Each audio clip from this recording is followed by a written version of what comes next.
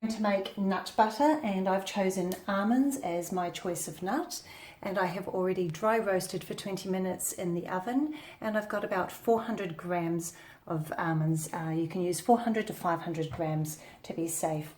So we're going to pop the lid on, and we're going to grind for 3 minutes.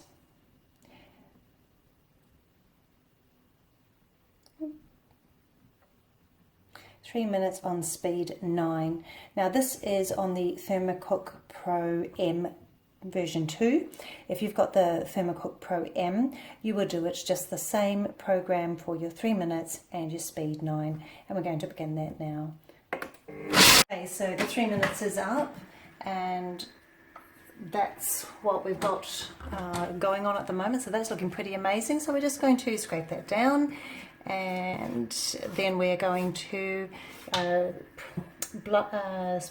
grind it again for another 4 minutes on about speed 8.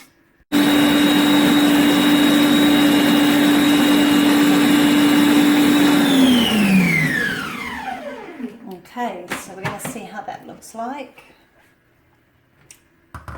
That looks pretty amazing. So we're just going to scrape the sides of the bowl down again, and you can see it's getting more like a butter. And we're going to mix that again for 3 minutes on speed 4.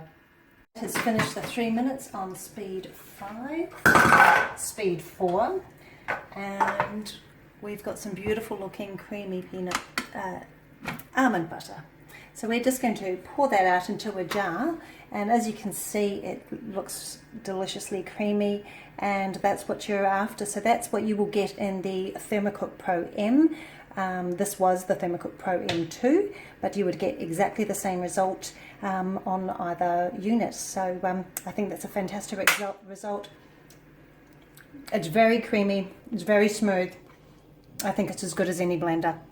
So that's a fantastic result. I'm happy.